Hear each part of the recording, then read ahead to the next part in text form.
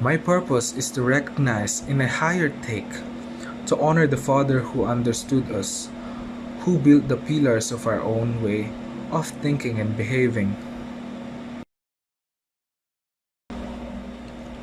Psikolohiyang Filipino, also called as Filipino psychology or indigenous Filipino psychology, is a psychology of, about, and for Philippine peoples.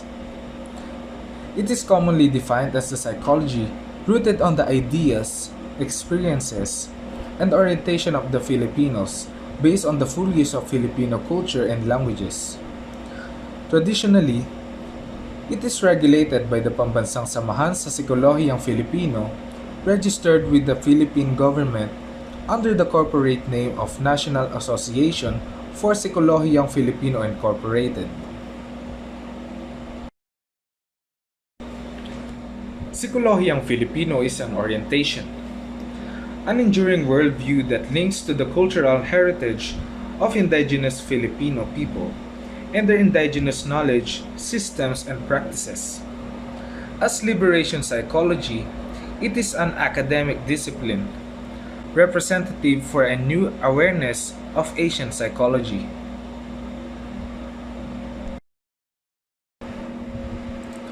Virgilio G. Enriquez, also known as Doc E., was a social psychologist and the father of Filipino psychology, ama ng Psikolohiyang Filipino. He was born on November 24, 1942 at Santol, Balagtas, formerly Bigaa, Bulacan. He was the youngest of 5 children to Arsenio Libiran Enriquez and Rosario Galvez Gaspar. He is the founder of the Pambansang Samahan sa Psikolohiyang Filipino.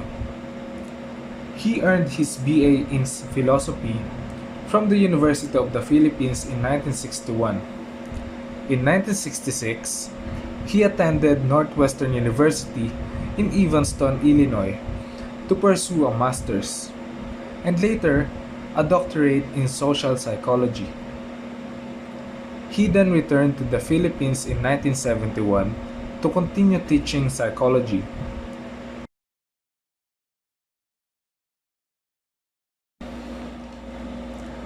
Identity and national consciousness, social awareness and involvement, psychology of language and culture, applications and basis of Filipino psychology. The importance of Psikolohiyang Filipino would help Filipinos to recognize their personality and culture. That would help them find their own sense of belongingness and allows them to categorize themselves from the influences of Western colonizers. Enriquez, in pursuit of a better understanding of indigenous Filipino values, analyze human interaction as observed in everyday life and thus codified in the language. To him, the core concept of Filipino interpersonal behavior is kapwa, the shared inner self, which is the unity of the self and others. Pakikipagkapwa, kagandahang loob, karangalan, kalayaan, katarungan, katotohanan, pagkakaisa, and kapayapaan. Number 1. Pagmamano. It is one of the oldest and most notable Filipino traditions there is. Mano means hand in Spanish. Fittingly, so as pagmamano is done by gently tapping the elder's hand to a younger person's forehead. Number 2. Kamayan. Filipinos love to eat, and when the food is especially sumptuous, they eat kamayan style. From the Filipino word kamay or hand, kamayan is the traditional way of dining using one's bare hands. Number 3. Bayanihan. Bayanihan truly captures the strong sense of community Filipinos have, and is usually exemplified by helping neighborly transfer houses. Number 4. Fiesta. The fiesta is and parcel of Filipino culture.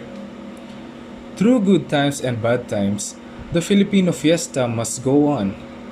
Each city and barrio has at least one local festival of its own, usually on the feast of its patron saint.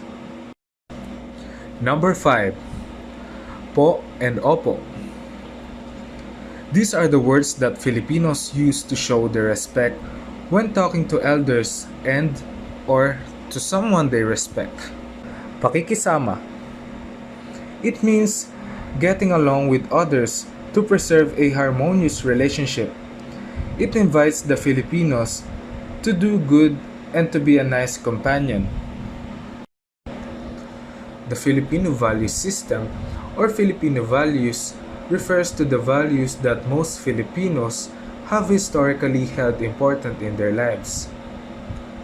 This Philippine value system includes the unique assemblance of consistent ideologies, moral codes, ethical practices, etiquette, culture, and personal values promoted by their society.